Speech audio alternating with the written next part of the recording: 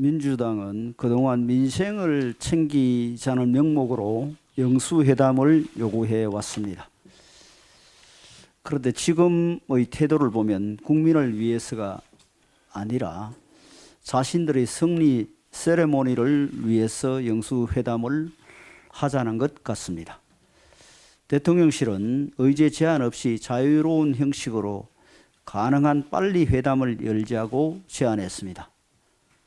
그러나 민주당은 최상병 특검법, 그간의 거부권 행사에 대한 사과 등 정치적 목적이 뚜렷한 의제를 중심으로 회담을 갖자는 기조입니다. 결국 민주당은 답을 미리 정해놓고 대통령은 대답만 하라는 것인데, 이런 답정너식 요구가 영수회담의 취지에 부합하는지 의문입니다. 국민들께서는 대통령과 야당 대표의 만남에 기대하는 것은 민생을 위한 대승적 타협이지 평행선을 그리는 논쟁이 아닙니다. 벼랑 끝에 몰린 소상공인과 자영업자에 대한 지원, 중산층과 서민의 장바구니 고통을 들어줄 물가대책, 국민 모두가 해결을 바라는 의료 갈등 등 대통령과 제1야당 대표가 머리를 맞대면 풀어낼 수 있는 여러 의제들이 있습니다.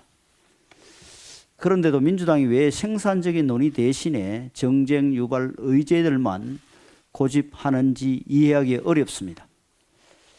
요즘 민주당이 내놓는 메시지도 너무 지나칩니다. 협상 과정에서 뭐가 아쉬워 영수회담을 하느냐며 판을 엎겠다는 듯이 위협적인 발언을 하는 것은 상대를 존중하는 태도가 아닙니다. 앞서 민주당의 일부 강경파들은 협치라는 단어를 머릿속에서 지워야 한다고 말하기도 했습니다. 이런 과격한 발언이 부디 민주당의 본심이 아니길 바랍니다. 또한 이재명 대표의 의중이 아니길 바랍니다. 이러라고 국민들께서 민주당에 다수 의석을 주시진 않았을 것입니다.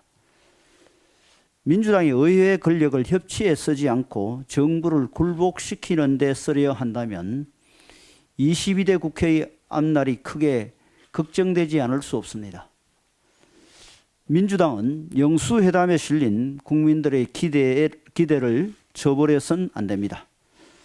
대통령과 야당 대표가 모든 이견을 해소하지는 못하더라도 최소한 허심탄회하게 서로의 입장을 경청함으로써 협치의 의지를 보이라는 것이 국민의 요청입니다. 그리고 협치의 토대는 서로 한쪽만의 정치적 주장이 아니라 국민의 삶을 걱정하는 공통의 시선입니다. 각자의 주장에서 일방적이고 과도한 부분은 양보하고 민생 의제 중심으로 타협의 범위를 넓혀가겠다는 전제가 성립되어야만 영수회담도 의미 있는 자리가 될 수 있습니다. 그야말로 영수회담답게 통큰 만남, 통큰 결단만이 국민에게 감동을 줄 수 있습니다. 영수회담은 정부와 여당을 위한 자리가 아니고 민주당을 위한 자리도 아니며 오직 민생을 위한 협치의 자리임을 되새겨 주시기 바랍니다. 어제 한국은행의 발표에 따르면 올해 1분기 실질 국내 총생산은 전분기 대비 1.3% 성장한 것으로 나타났습니다. 이 수치는 2021년 4분기 GDP가 전년 대비 1.4% 성장한 이후 최고치입니다. 분기별 GDP 성장률은 작년 1분기부터 계속 확대되는 추세에 있습니다. 작년 1분기 대비 성장률도 3.4%를 기록했고, 이 역시 2021년 4분기 이후 가장 높은 수준입니다. 만약 2분기 성장률도 전년 동기 대비 3%대를 기록한다면 연간 성장률 전망치가 상향 조정될 수도 있다고 합니다. 한국은행은 지난 2월 올해 상반기 GDP 성장률을 2.2%로 예상한 바 있지만 현재의 성장 추세가 지속된다면 2%대 중반의 성장을 기대할 수도 있다는 것입니다. 1분기 GDP가 정부와 한국은행이 예상했던 것보다 더 성장한 주된 이유는 소비의 확대입니다. 1분기 정부 소비 0.7%, 민간 소비 0.8% 증가했습니다. 전분기에는 0.5%, 0.2% 증가했는데 한 분기 만에 증가폭이 매우 커진 것입니다.